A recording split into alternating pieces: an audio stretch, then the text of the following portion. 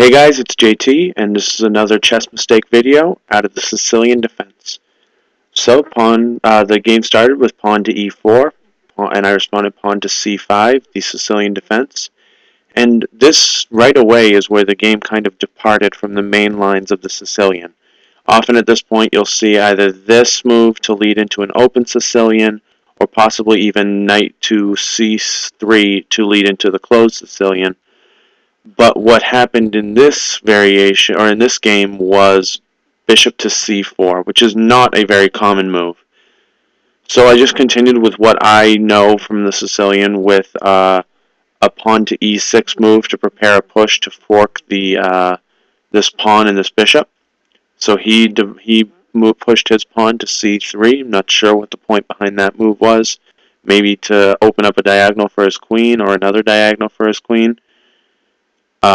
Quite possibly to eye down this f7 square by bringing his queen out here.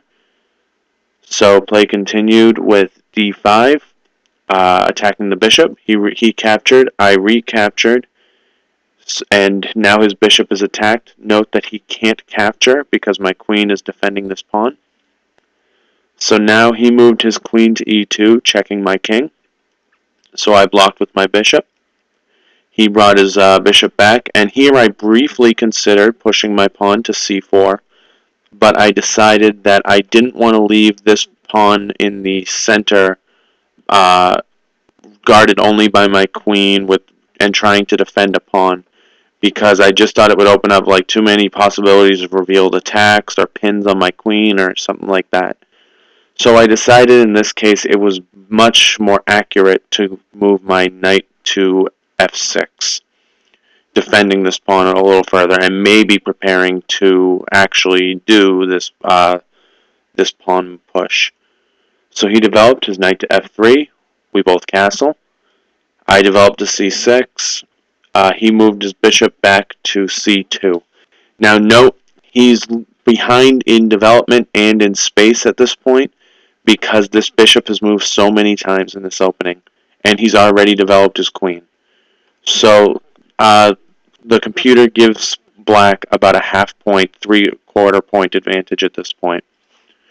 So play continued, me pushing my pawn to b6 to maybe get it to up here to fianchetto.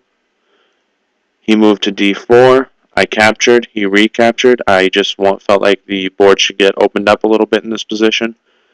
So I developed my last minor piece to e6. He developed his knight.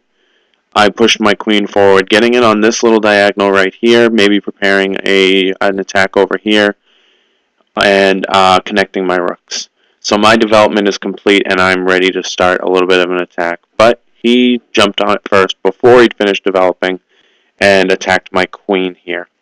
So I simply moved my queen out of the way. He came down here to to develop another minor piece. And I came up and attacked his knight. This wasn't the smartest attack, by the way, because it was very easily avoided by knight to c7, which attacks this rook, attacks this bishop, and attacks this pawn. So I decided it was, I didn't really see that it was attacking the pawn, so I moved my bishop over to attack the knight. It may have been better here, and almost certainly actually would have been better here, to simply develop the bishop, or push the bishop up to a7, at which point the pawn still would have been defended, the rook is no longer attacked, and this bishop would still be defended by both this pawn and this queen. And while I don't want to trade off a bishop for a knight, I'd rather do that than go down a pawn. So anyway, what I did do was move my rook over here, and he captured the pawn. So I decided to get a little bit of counterplay going by bringing my bishop to g4, attacking this knight. And here's where the big mistake in the game came from. Right now, the only defender on this d4 pawn is this knight. So despite the fact that I always tell you guys never to trade off, that you should really think hard before trading off a bishop for a knight, I decided that in this position, if I could get him to allow me to trade those two pieces off without putting any kind of defense on this pawn first, I could have a pretty strong attack. So, what he did do was force me to either retreat my bishop or go forth with this attack. So I gladly got the knight. He recaptured with his queen, the smarter move here, because if he were to recapture with this pawn, then he'd be leaving this file toward his queen more open, or to his king rather, more open. So it was the right move to recapture with the queen, but neither of these moves would have stopped this knight from coming here and attacking this, taking this pawn and attacking this queen.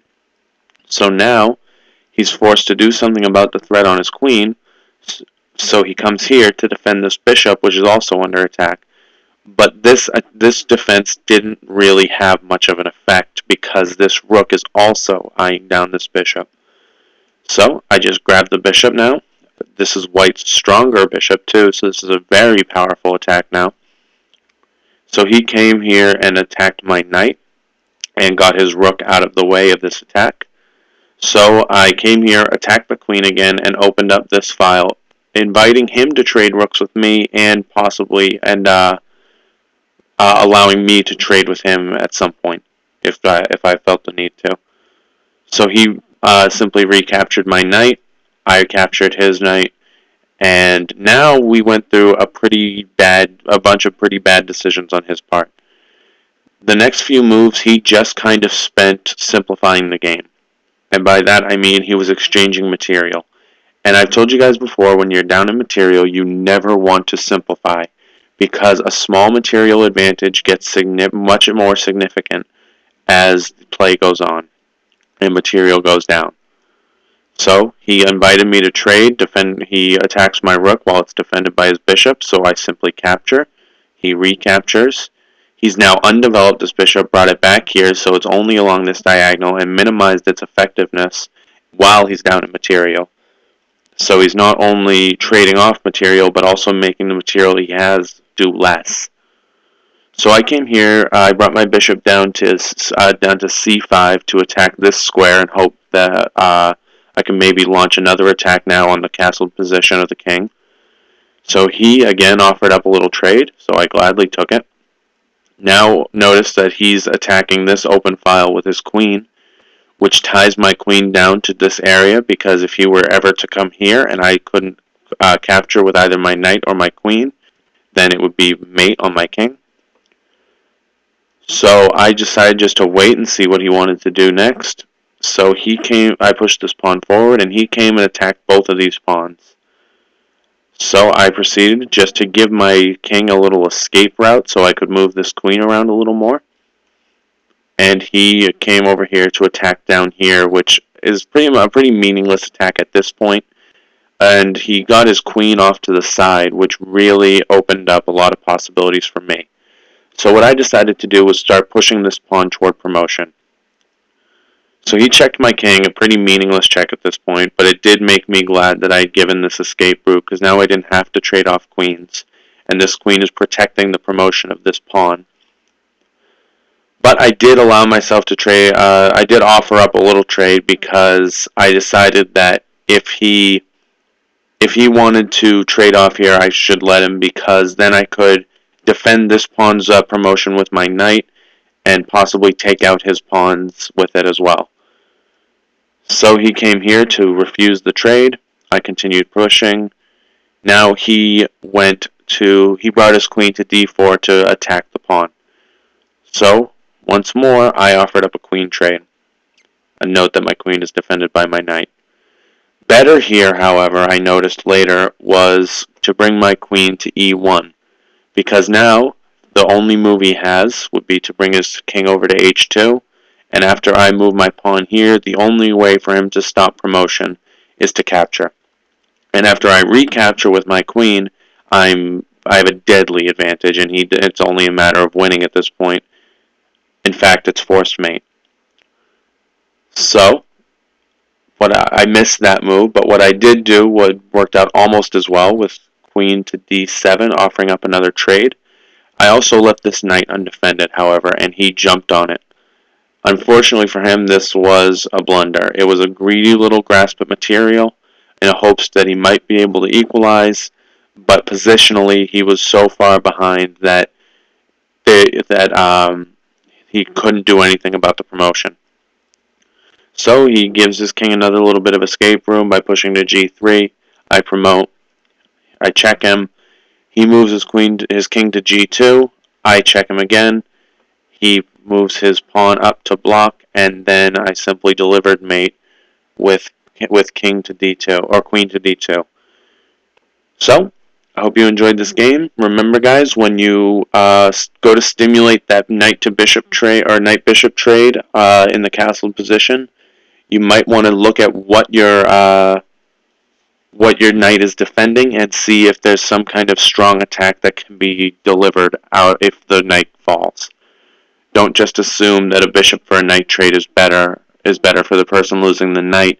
Analyze the position and check it out yourself. So anyway, I'm JT. Thank you for watching. I hope you enjoyed.